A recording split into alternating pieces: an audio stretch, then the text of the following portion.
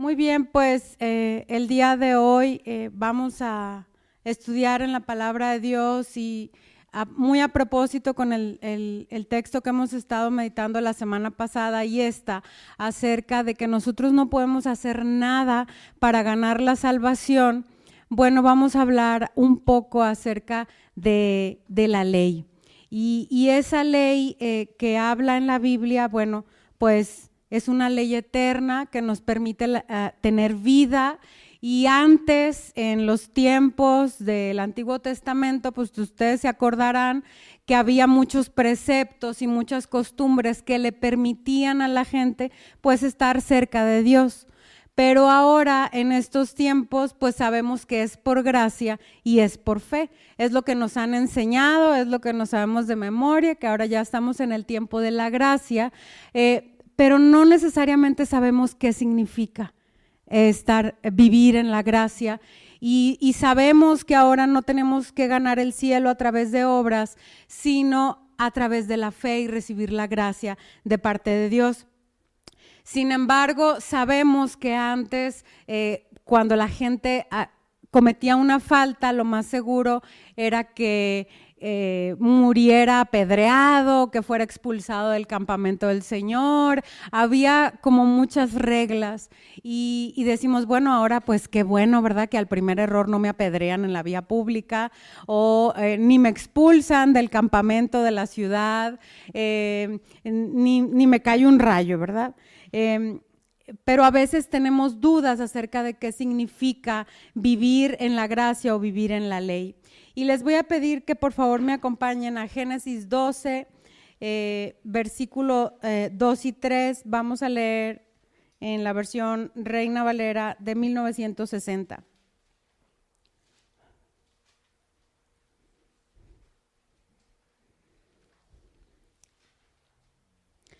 Dice, y haré de ti una nación grande y te bendeciré y engrandeceré tu nombre y serás bendición.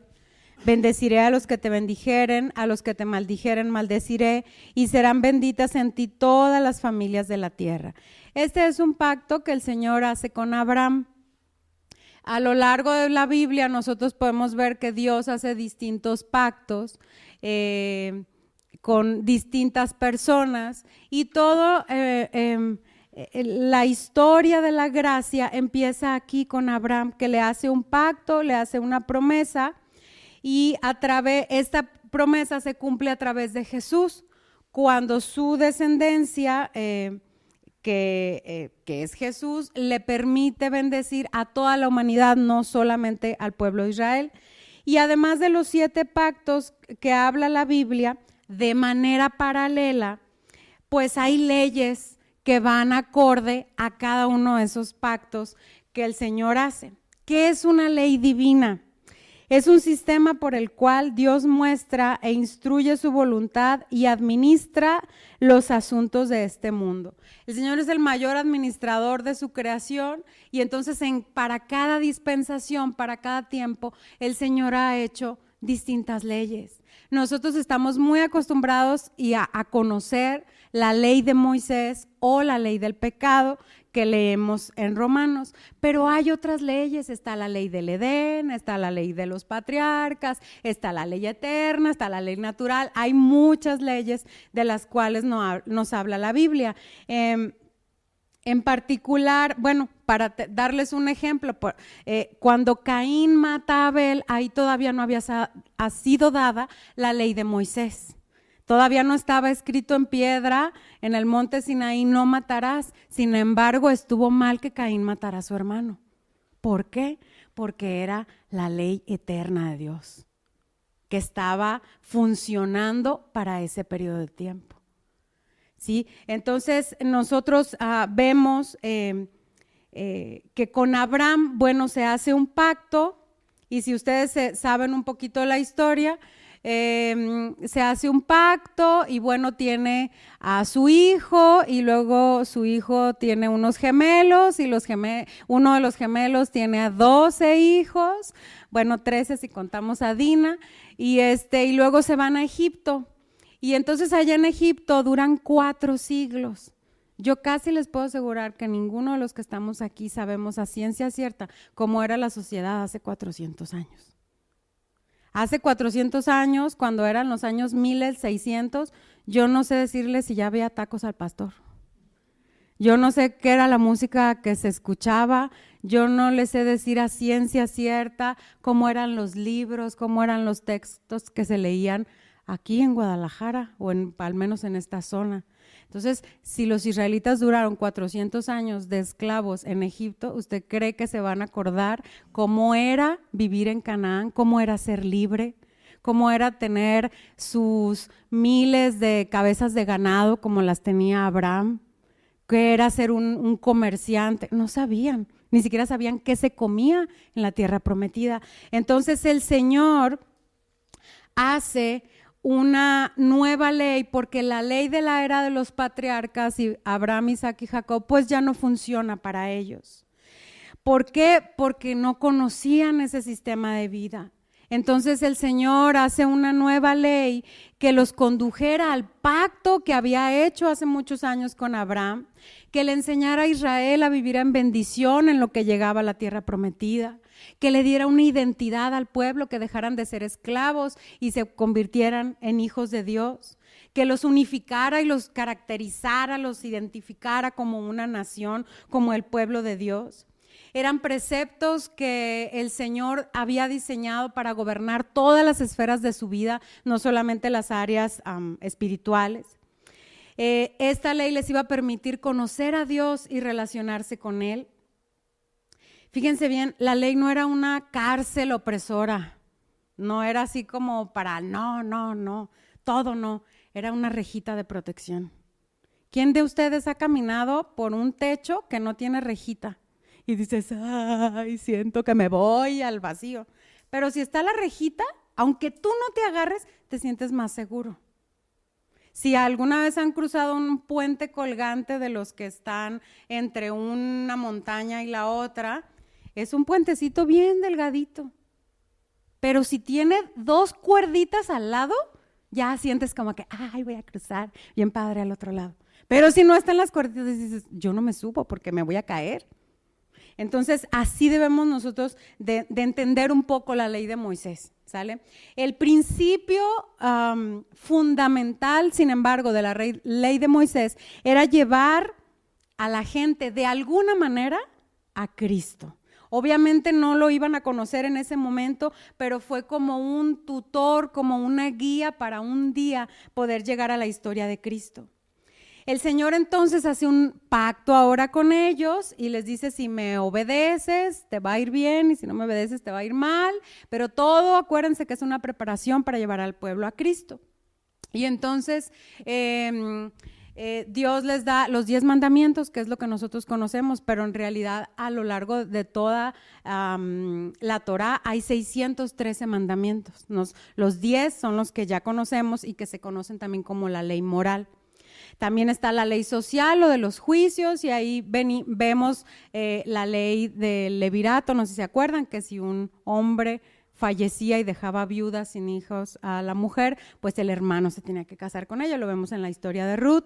Y también está la ley ceremonial o de las ordenanzas, que era donde venía todo el sistema de sacrificios y ofrendas que se tenían que llevar a cabo para el perdón de los pecados. Entonces, con esta ley llegan a la tierra prometida. Después de 40 años de darle vueltas al desierto, llegan a la tierra prometida.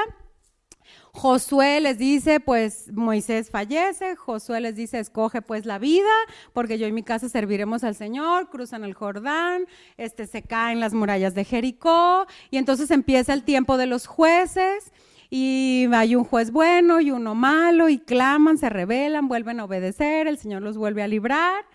Entonces llegan los días de Samuel, la gente está muy contenta porque está pidiendo un rey, les dan al rey Saúl, ya se sabe en la historia que no funciona, llega el rey David, con David el Señor renueva un pacto y entonces le dice que un día un descendiente de él va a ser el verdadero rey de Israel.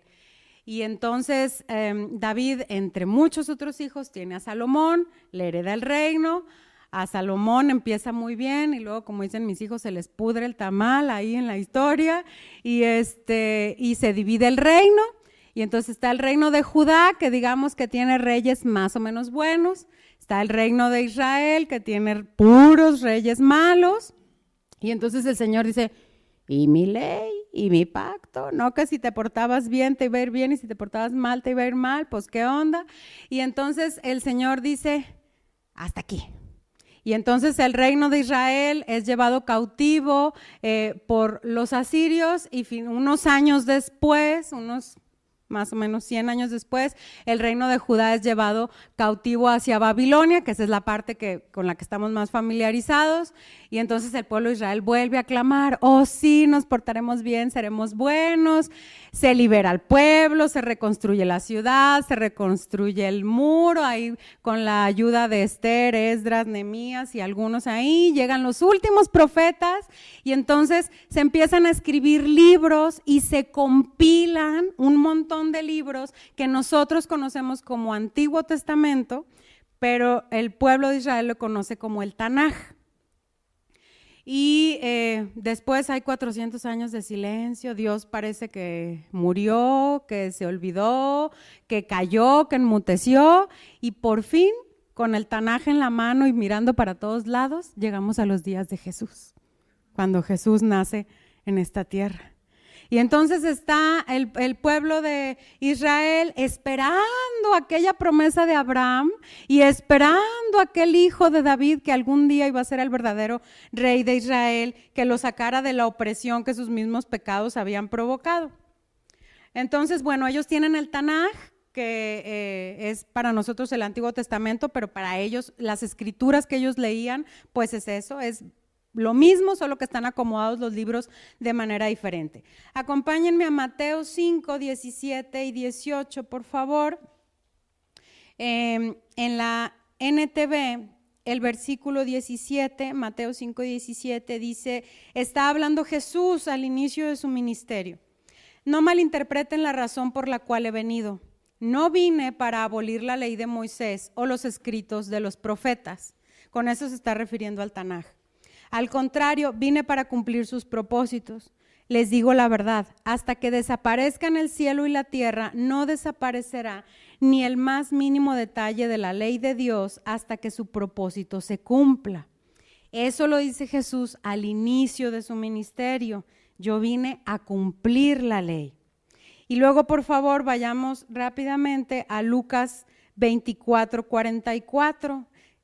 La voy a leer en la Reina Valera de 1960, cuando el Señor Jesús está al fin de su ministerio, hablando, dándole las indicaciones finales a sus discípulos. El 44 leemos, y les dijo, estas son las palabras que os hablé estando aún con vosotros, que era necesario que se cumpliese todo lo que está escrito de mí en la ley de Moisés o en la Torá, que es la primera parte, en los profetas, que es el Neviim, y en los salmos, que es el Ketubim. Estas tres secciones, en español es la ley de Moisés, los profetas y los salmos, que son las tres secciones del Tanaj o del Antiguo Testamento para nosotros. Dice, era necesario que se cumpliese todo lo que está escrito de mí. Todo lo que está escrito en el Antiguo Testamento o en el Tanaj, Jesús es el único que lo pudo cumplir. Ningún ser humano en la historia de la humanidad ha podido cumplir o satisfacer todos los requerimientos de la ley. Jesús es el único. Entonces Él logró, Él satisfizo la ley. Él le puso palomita a todo. Y entonces entonces ya bueno, ahí Cristo asciende al cielo, llega el Espíritu Santo y entonces empieza la historia de la iglesia, que es nuestra historia. Y hay 3 libros en el Nuevo Testamento que son Romanos, Gálatas y Hebreos, que hablan acerca de la fe, de la gracia, por la cual nosotros vamos a ser rescatados. ¿Por qué? Porque Jesús ya satisfizo y cumplió toda esa ley que el Señor había puesto. Y vamos a leer algunos versículos. Si me acompañan por favor a Hebreos 7, 11, vamos a leer el 11, el 12 y el 28. Yo voy a leer la versión Palabra de Dios para Todos.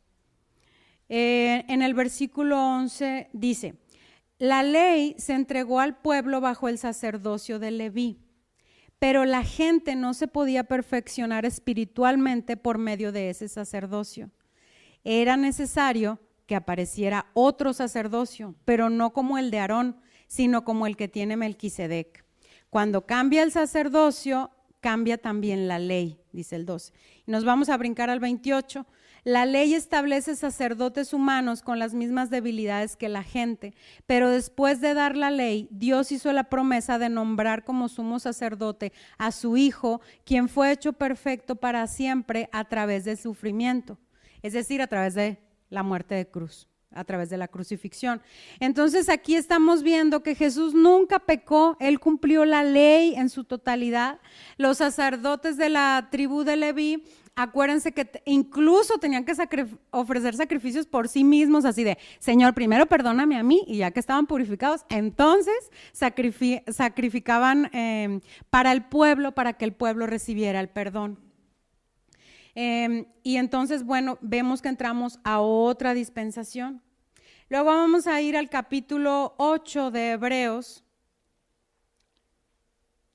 Ahí adelantito voy a leer 4 versículos, empezando por el 6. Misma versión, Palabra de Dios para Todos. Pero a Jesús se le ha dado un servicio más importante.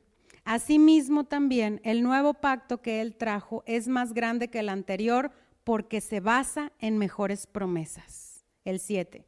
Si el primer pacto fuera sin falta, entonces no se habría necesitado un segundo pacto. El 10. Este es el nuevo pacto que en el futuro haré con el pueblo de Israel, dice el Señor. Pondré mis leyes en su mente y las escribiré en su corazón. Yo seré su Dios y ellos serán mi pueblo. Aquí en este versículo se está haciendo referencia a una promesa en Jeremías 31. Y luego vamos a leer el 13. Si Dios habla de un nuevo pacto, es porque considera que el primer pacto envejeció. Todo lo que envejece y se hace inútil está a punto de desaparecer. Como dijimos hace un rato, el Señor, desde que dio la ley de Moisés, tenía en mente la obra de Cristo. Y la ley de Moisés era para llevar a la gente a los pies de Cristo. Ese era uno de sus propósitos. Entonces vemos también que cada administración tiene una ley nueva y un sacerdocio nuevo. En el capítulo que sigue nos vamos a brincar a Hebreos 9. Voy a seguir leyendo la misma versión. Voy a leer el versículo 1. El primer pacto tenía sus reglas para el culto y un lugar de adoración aquí en la tierra. El 10, esas ofrendas y sacrificios tenían que ver solo con asuntos de comida, bebidas y ceremonias de purificación. Eran solo reglas que servían únicamente hasta que Dios estableciera un nuevo orden. Y me voy a brincar hasta el 15 directamente. De manera que Cristo trae un nuevo pacto a los que son llamados por Dios. Así tendrán por siempre lo que Él prometió, porque Cristo murió para librarlos de los pecados que cometieron cuando estaban bajo el nuevo pacto. Entonces aquí vemos en estos versículos del capítulo 9 que la ley de Moisés tenía una función temporal. Aunque la ley eterna de Dios nunca ha dejado de ser, la ley de Moisés tenía un propósito, Cristo. Y entonces vemos aquí que Cristo trae un nuevo pacto y nosotros decimos que vivimos en el nuevo pacto y ahorita vamos a ver de qué se trata vivir ese nuevo pacto. Vamos a leer la última parte de Hebreos, que es en el capítulo 10. Voy a leer también 4 versículos, empezando por el 1. La ley era solo una imagen borrosa de las bendiciones que llegarían en el futuro. La ley no es la verdadera bendición porque exige a la gente que ofrezca los mismos sacrificios todos los años. Los que se acercan a ofrecer culto a Dios siguen ofreciendo sus sacrificios, pero la ley jamás puede hacerlos perfectos. Versículo 2. Si la ley lo pudiera hacer, entonces ya estarían limpios, no se sentirían culpables de sus pecados y esos sacrificios ya hubieran dejado de ofrecerse. Nos vamos a ir hasta el 20 y el 21. Jesús abrió un camino nuevo para nosotros a través de la cortina. Él mismo es ese camino nuevo y vivo. Es decir, lo abrió ofreciendo su propio cuerpo como sacrificio. 21, el gran sacerdote que tenemos reina sobre la casa de Dios. Entonces aquí nosotros estamos viendo que Jesús abrió un camino nuevo, un sacerdocio nuevo, una dispensación nueva, una ley nueva, una vida nueva para nosotros, todo nuevo, todo nuevo. Y antes de decirles a qué se refiere, bueno, ¿y ahora qué pues? ¿Qué vamos a hacer? Vamos a leer unos versículos en Gálatas, por favor, para terminar de poner este sustento. En Gálatas 2, el 20 y 21, sigo leyendo la versión Palabra de Dios para Todos. El 20 dice, ahora ya no vivo yo, sino que Cristo vive en mí. Y mientras vivo en este cuerpo, vivo por la fe en el Hijo de Dios, quien me amó y entregó su vida para salvarme. 21. Así que yo no voy a rechazar el generoso amor de Dios, pues si por la ley fuera posible que estuviéramos bien con Dios, entonces la muerte de Cristo no serviría de nada. Es decir, la ley de Moisés no puede justificar a las personas delante de Dios. Justificar quiere decir hacerte justo, es decir, que no tienes ningún pecado, que es borrón y cuenta nueva. La ley no lo puede hacer porque no somos capaces de cumplirla al 100%. Entonces la sangre de Jesús sí dice, a ver, Michelita, venga para acá, con un borradorcito y nos borra todos los pecados. Entonces ahora yo soy declarada justa, justificada, lista para entrar a la presencia de Dios por siempre, cada vez que se me ofrezca.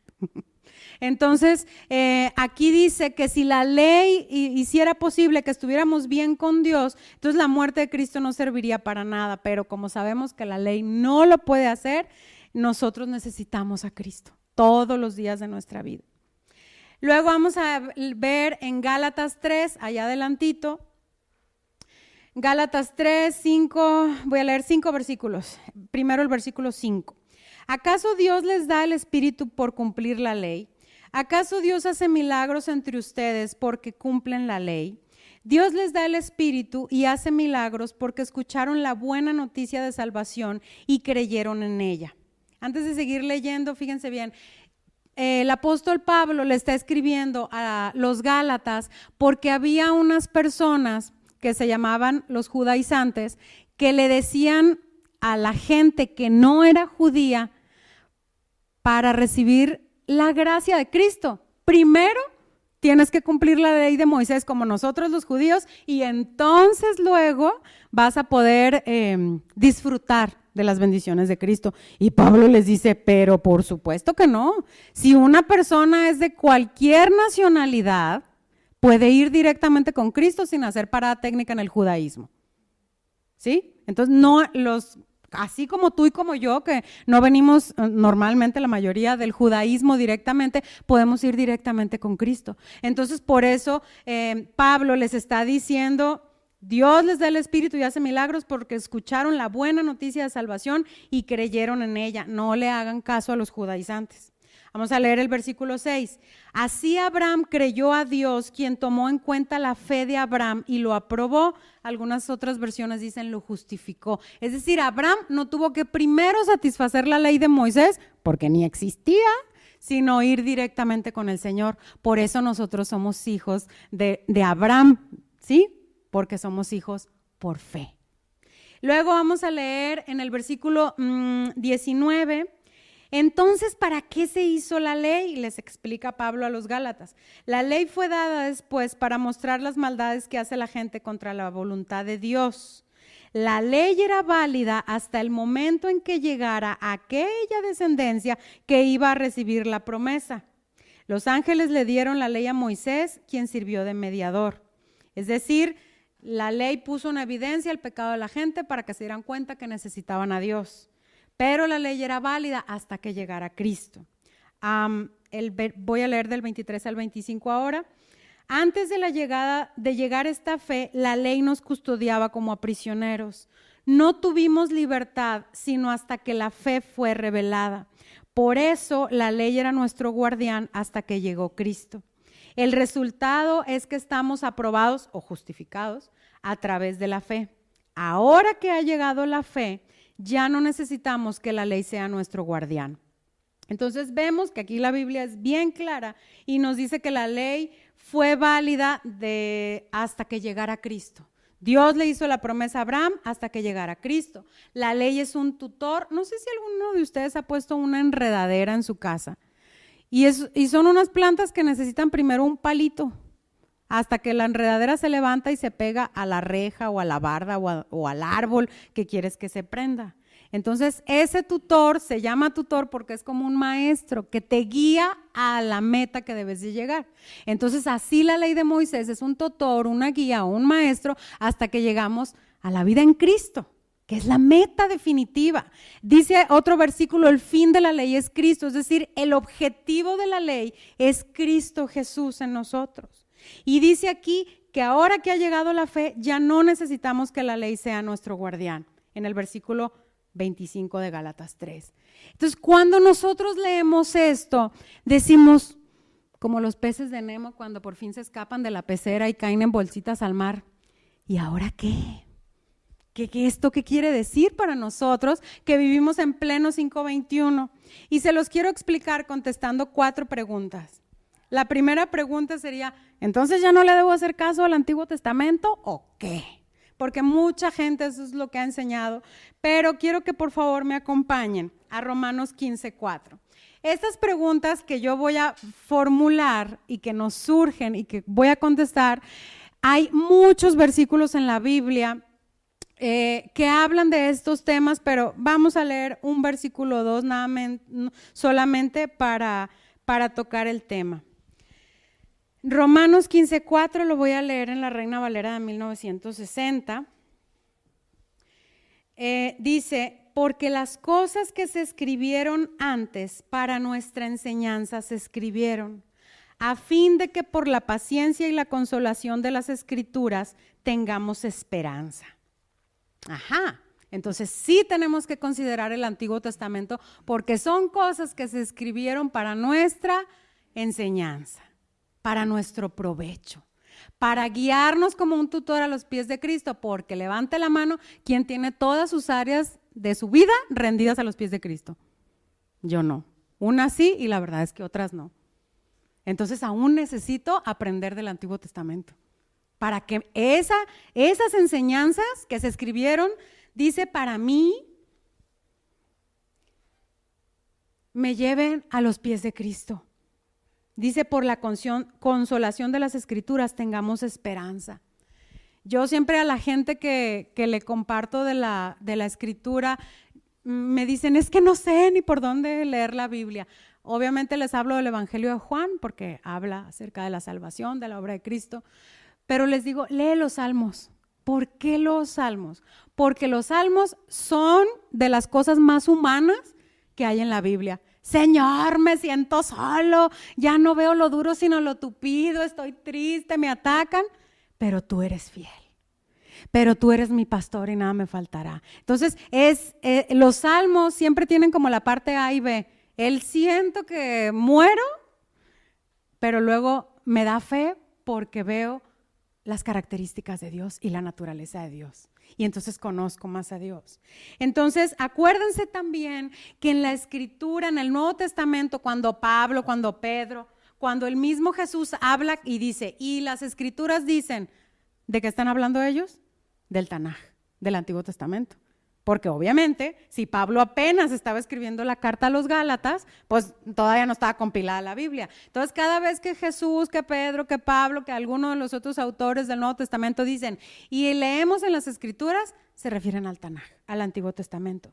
Entonces, vemos aquí que toda la Biblia, desde Génesis hasta Apocalipsis, es válida en sus principios eternos. Ya no tengo tal vez que presentar un becerro para que Dios me perdone los pecados porque la sangre de Jesús ya lo hizo. Pero los principios son eternos. Su validez es eterna.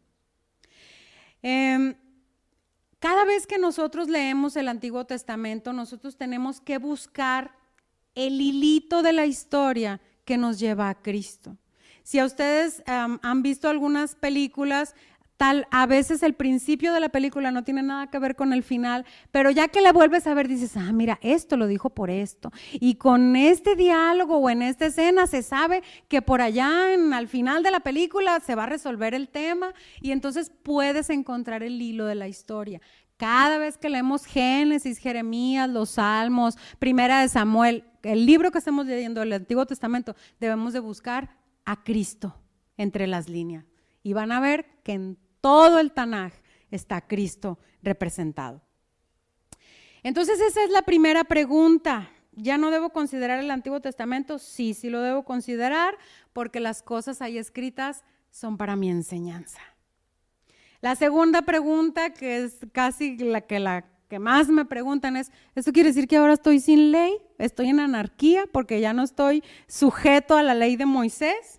Vamos a leer Romanos 6:15 para contestar esa pregunta, por favor. Hay muchos versículos parecidos a Romanos 6:15, pero solo vamos a leer Romanos 6:15. Les voy a leer la Reina Valera de 1960. ¿Qué pues? ¿Pecaremos porque no estamos bajo la ley, sino bajo la gracia? En ninguna manera. El cambio de administración, dijimos, es un cambio de dispensación, no significa que nosotros podamos hacer lo que queramos con la bandera de la gracia. Tampoco significa que, pues como ya no hay ley de Moisés, puedo matar al que se me dé la gana. Puedo mentir, puedo tener envidia, puedo sacarle la lengua a Dios y Dios, como es bien bueno, me perdona. Es que estaba enojado con Dios porque no me había contestado, entonces por eso le saqué la lengua. No quiere decir que estamos sin ley en anarquía, quiere decir que estamos bajo una nueva ley. Leímos en Hebreos que cuando hubo un nuevo sacerdocio hubo un cambio de ley. ¿A qué se refiere esta nueva ley? Bueno, cuando Jesús hizo todas las cosas nuevas, cuando en la cruz dijo consumado es, ahí hubo un parteaguas. Y tan hubo un parteaguas en la historia que el velo se rasgó, el velo del templo. Entonces él dijo consumado es, hasta aquí se acabó una historia y va a empezar otra. Y cuando resucitó al tercer día, bueno, fue mucho más evidente. Entonces con Jesús, en esta nueva ley, algunos preceptos que regían a la vida anterior, pues ya se anularon, como por ejemplo los sacrificios, como por ejemplo la circuncisión obligatoria a los varones a los 8 días de nacidos, etcétera. Ya el que quiere lo puede hacer, pero no es obligatorio. Otros versículos u otros preceptos se enmendaron, como por ejemplo, si usted se acuerda, en Mateo 5, Jesús explica, tú habías oído que se había dicho no matarás, pero yo les digo, no solo no matarás, sino no te vas a pelear con tu hermano, ni le vas a decir tonto, ni le vas a sacar la lengua. Y todos, pues. Y tú habías oído no adulterarás, pero yo te digo que cualquiera el que mira a una mujer para codiciarla en su mente, ya adulteró. Y todos, ¿sí? Cambió algunos versículos, los enmendó. Otros versículos se ratificaron tal cual, como el no robarás, que está en Éxodo 20:15, pero también en Efesios 4:28 dice, el que robaba no robe más. O sea, tal cual se pasó de un pacto al otro pacto.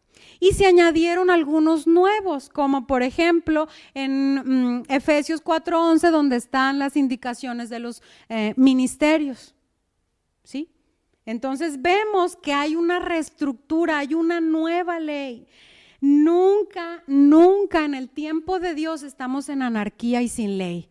Tal vez ya no estamos en la ley de Moisés, pero ahora estamos en la ley perfecta, en la ley de Cristo, que es un nuevo y mejor tiempo, porque como leímos hace ratito, tiene mejores promesas, porque es una ley por gracia y por fe. Ya nosotros que hemos nacido de nuevo, que hemos aceptado el sacrificio de Jesús en nuestras vidas, no estamos obligados a cumplir la ley de Moisés, pero sí estamos obligados a cumplir la ley de Cristo si nos llamamos hijos de Dios. Estamos llamados a vivir bajo esa ley perfecta. Acuérdense que Jesús en Juan 14 dijo, si me aman, obedezcan mis mandamientos. Entonces sí, Jesús dijo una ley por sí misma. Entonces, ¿cuáles son los mandamientos de Jesús? Y entonces empezamos así como a mordernos la uña porque no sabemos bien. Pero entonces sí estamos en una nueva ley, en una ley perfecta, y estamos llamados a obedecerla.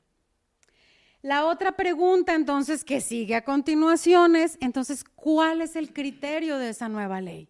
Si la ley anterior era obedece para que te vaya bien y si no obedeces te va a ir mal. Si no obedeces todo no te vas a poder acercar a Dios y si sí obedeces pues ya veremos, depende. Vamos a leer Mateo 22 para contestar esa pregunta. Mateo 22, 36, voy a leer palabra de Dios para todos. La ley de Cristo, la ley perfecta, es una ley basada en la fe, en la gracia y en el amor, pero sobre todo en el amor. Y lo vamos a ver aquí en Mateo 22, 36 al 40. Maestro, le preguntaron a Jesús, ¿cuál es el mandamiento más importante de la ley? Y Jesús le dijo, ama al Señor tu Dios con todo tu corazón, con toda tu alma y con toda tu mente. Este es el primer mandamiento y el más importante. Hay un segundo mandamiento parecido a este. Ama a tu semejante como te amas a ti mismo. Toda la ley y los escritos de los profetas, o sea, el Tanaj o el Antiguo Testamento, dependen de estos dos mandamientos. Entonces aquí Jesús está poniendo el fundamento diciendo, ¿quieres vivir en una nueva ley? ¿Quieres vivir como, ahora sí que como Dios manda? Ama al Señor tu Dios, ama a tu prójimo y ámate a ti mismo. Amor, amor y amor. Entonces, sobre todo el amor. Vamos a ir a Romanos 13, versículo 8 al 10. Sigo leyendo la palabra de Dios para todos. Versículo 8 dice, no tengan deudas con nadie, excepto la deuda de amarse unos a otros, porque el que ama a los demás cumple con toda la ley. Pues la ley dice, la ley de Moisés, no cometerás adulterio, no mates a nadie, no robes, no desees lo que es de otros. Esos y todos los otros mandamientos del Tanaj o del Antiguo Testamento se resumen en uno solo. Ama a tus semejantes como te amas a ti mismo. Y el versículo 10, el amor no le causa daño a nadie, así que el amor satisface toda la ley.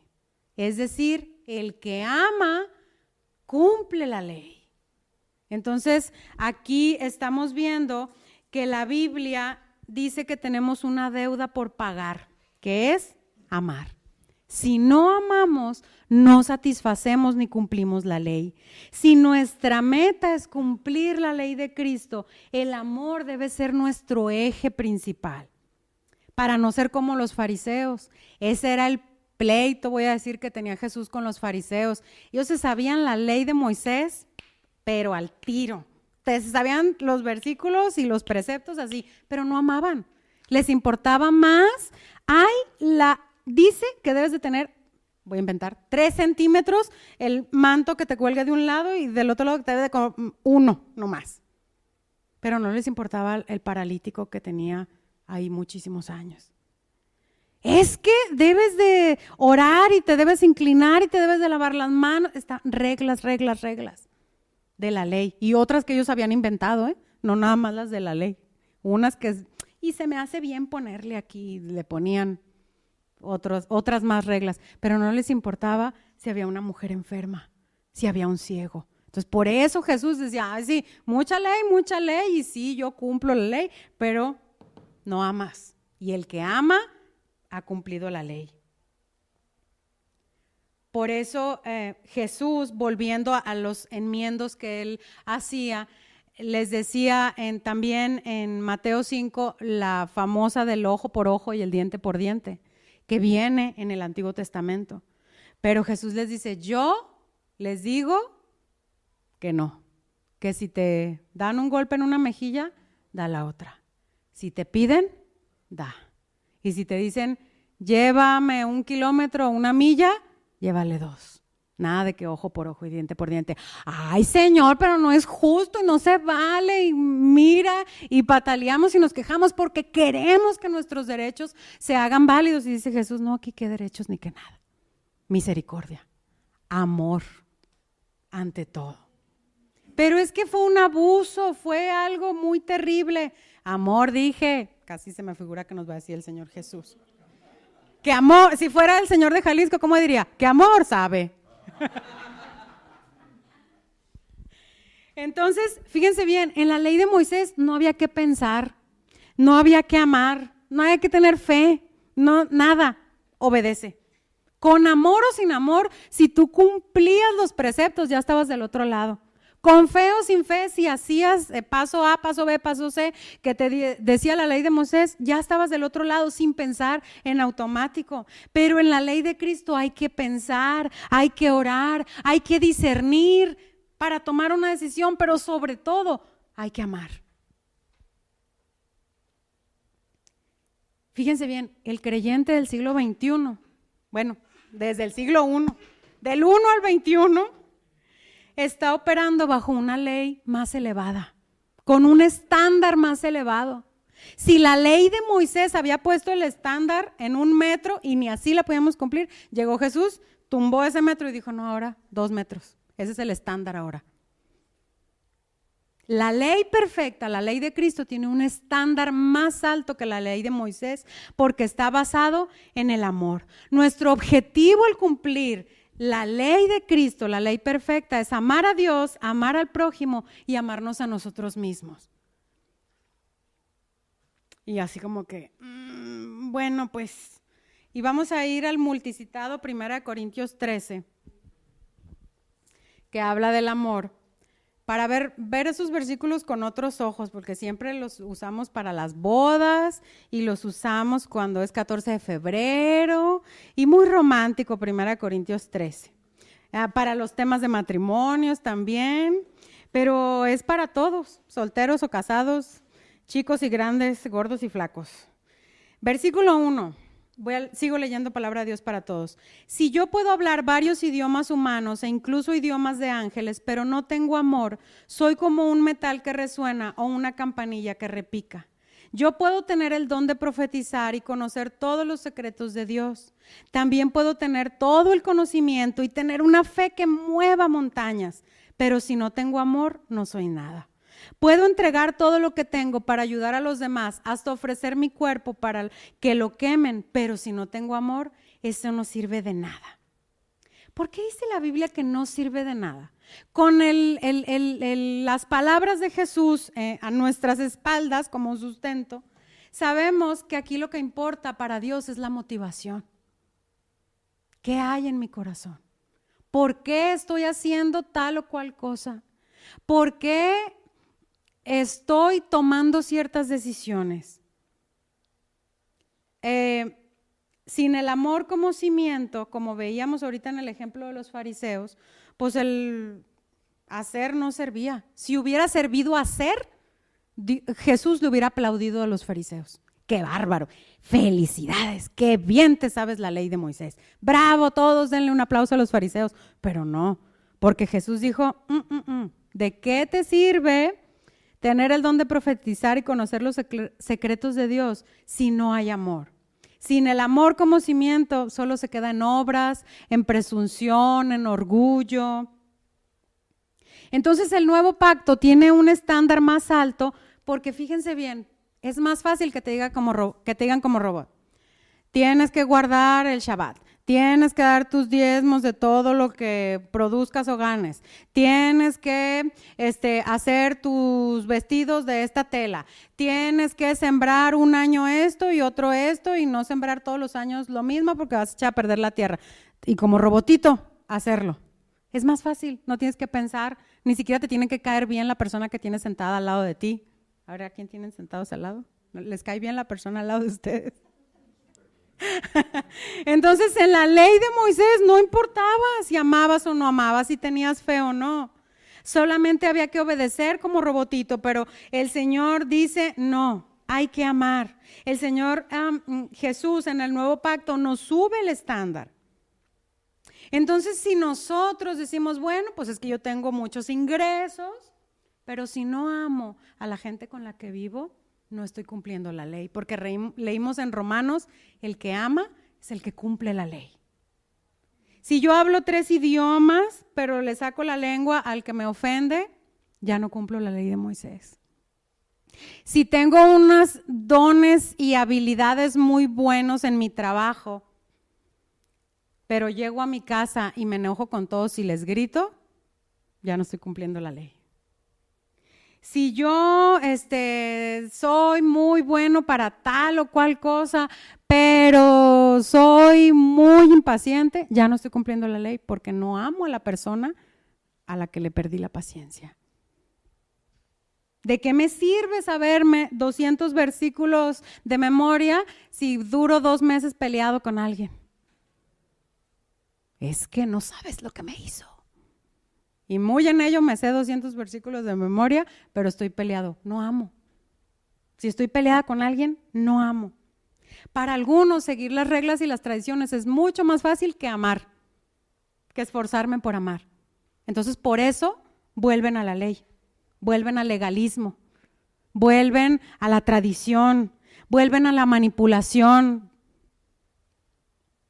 Una cosa muy diferente es mostrar con mis actos un fruto de lo que Dios está haciendo en mí, a decir, vivo por las reglas. En vez de vivo por Cristo, vivo por las reglas. Es diferente que sea un fruto a que sea un sistema de reglas. Y la última pregunta. La ley de Cristo tiene una lista de lo que debemos y de lo que no debemos hacer, así como la Torá, que eran 613 mandamientos. ¿La tiene o no la tiene? Vamos a leer Tito 2, 11 y 12.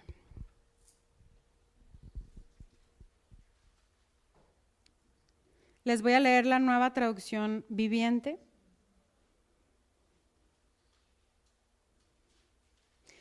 Fíjense bien, antes de leer Tito 11 y 12, el Nuevo Testamento tiene muchas indicaciones. Orad sin cesar, perdona 70 veces 7, etcétera. Pero hay una pauta que resume todos los mandamientos de Jesús. En el versículo 11 dice, pues la gracia de Dios ya ha sido revelada, la cual trae salvación a todas las personas. En el versículo 11 se resume de alguna manera todo lo que hemos venido hablando, de que ahora ya no es por obras que yo gano mi salvación y mi vida eterna, sino por gracia. Ya no tengo que cumplir la ley de Moisés como hacían los judaizantes a los gálatas, de no puedes ir a Cristo directo, tienes que pasar primero por el judaísmo. No, es por gracia. Y como veíamos en la palabra de la semana, no hay nada que yo pueda hacer para ganarme la salvación, no hay obras. Entonces, pues la gracia de Dios ya ha sido revelada, la cual trae salvación a todas las personas. Y el 12. Se nos instruye a que nos apartemos de la vida mundana y de los placeres pecaminosos. En este mundo maligno debemos vivir con sabiduría, justicia y devoción a Dios. Nosotros, los que estamos sujetos a la ley perfecta, a la ley de Cristo, a la ley de la gracia, esto es a lo que estamos llamados, a vivir con sabiduría, justicia y devoción a Dios. La otra versión dice sobriamente, también puede estar traducido como dominio propio. Esa es una ley para mi persona. Es decir, yo debo vivir con sabiduría, con dominio propio o sobriamente respecto a mis actos, a mi manera particular de vivir. Luego dice vivir con justicia o justamente o rectamente. Ese es un precepto para cómo voy a vivir con mis semejantes. Y decimos, dice justamente. Eso quiere decir que si me saca la lengua, yo también se la puedo sacar a él. No, estamos hablando, acuérdense que la ley es de amor, tenemos que amar. El que ama cumple la ley. Entonces, justamente quiere decir rectamente, conforme a la palabra de Dios. No importa si se merece un chanclazo, no importa si se merece todo mi desdén porque me sacó la lengua el primero o ella primero, sino voy a vivir respecto a los demás conforme a las Escrituras. Y si las Escrituras me dicen, si alguien te pide, dale, y si alguien te ofende, perdónalo hasta 70 veces 7, pues bueno, Señor, eso es lo que esperas de mí, Señor. Yo que digo que vivo en la gracia. Y luego dice, y con devoción a Dios. Otras versiones dicen piamente o piadosamente. Eso es respecto a mi relación con Dios. Quiere decir de una manera conforme a lo que el Señor me ha mostrado, a lo que he aprendido, a lo que he conocido al Señor. No conforme a la filosofía de este mundo, sino conforme a la guía de Dios. Entonces aquí en Tito 2, versículo 11 y 12, se hace un resumen con estas 3 palabras que nos dicen cómo se debe de vivir bajo la ley de Cristo, bajo la ley perfecta. Con sabiduría, eso es amor por mí mismo. Con justicia, eso es amar a mi prójimo. Y con devoción a Dios, pues eso es amar a Dios. Jesús dijo, ¿cuál era el mayor mandamiento? Amar a Dios, amar a los demás y amarme a mí. Aquí está puesto, pero al revés. ¿Cómo debo de vivir conmigo? ¿Cómo debo de vivir con los demás? ¿Y cómo debo de vivir con el Señor? Entonces, todo lo que no se especifica, por ejemplo, les voy a preguntar, ¿tener Instagram, Facebook, Twitter o alguna red social es pecado o no es pecado? Entonces, pues la Biblia no dice si es pecado o no es pecado. ¿Será pecado? ¿Será pecado los muchachos tener Xbox o será de Dios mejor tener PlayStation o qué será? Entonces, si nosotros vemos la ley de Cristo, yo a mí misma me puedo contestar esa pregunta para cualquier situación en la que yo me presente, en la que yo me vea que tengo que enfrentar. Y si volvemos al ejemplo de Instagram, tener Instagram muestra mi amor por Dios, mi amor por los demás y mi amor por mí mismo, ¿sí o no? Y entonces hago mi checklist. Mis publicaciones, en Romanos 10 leímos que el que ama es el que cumple la ley. Entonces, con mis publicaciones en Instagram, ¿daño a alguien? ¿Muestro amor? ¿Cumplo la ley? ¿O mis publicaciones me impiden cumplir la ley? Luego leímos en 1 Corintios 13 de que si yo soy muy papas fritas, pero no tengo amor, no sirve de nada. Ok, mi cuenta de Instagram y mis publicaciones hablan del amor que tengo o del que no tengo. Entonces sigo haciendo mi checklist. Y luego aquí en Tito 2, en el versículo 12, teniendo Instagram, ¿puedo vivir sobria, justa y piadosamente? ¿Sí o no? Cuando algo no viene especificado en las Escrituras, porque es algo muy de estos días, este es nuestro estándar.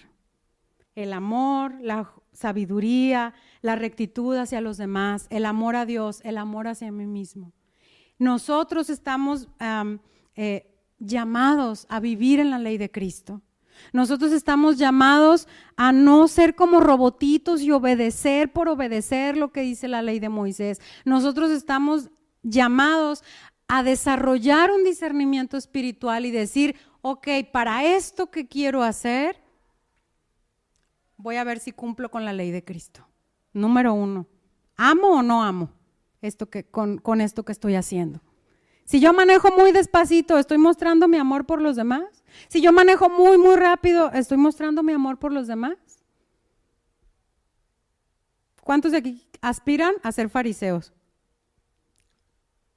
¿Por qué? Tan linda cosa que es ser un fariseo. Ninguno de nosotros, ¿verdad? Cumplir las reglas nomás por cumplirlas. Queremos saber por qué Cristo nos dijo, cumplir la ley, ama. Esa es la ley de la gracia. Y dices, ay, pues no suena como a gracia. Gracia sonaba que si yo hacía y deshacía, no importaba. Igual voy y me presento delante de Dios. Sí, también eso es gracia. Pero también como hijos del Rey de Reyes y del Señor de Señores, estamos bajo una ley una ley perfecta, que como leímos hace rato, tiene mejores promesas. Porque hasta ahí llegábamos. Pero ahora si nos equivocamos, sabemos que tenemos un abogado en el cielo que nos defiende ante el Padre, porque nos ama. Y si Él nos amó, nosotros también podemos amar. Porque dice la Biblia que mayores cosas que las que hizo Él, como Él amó. Antes de pensar en caminar en el agua y convertir el agua en vino, amemos.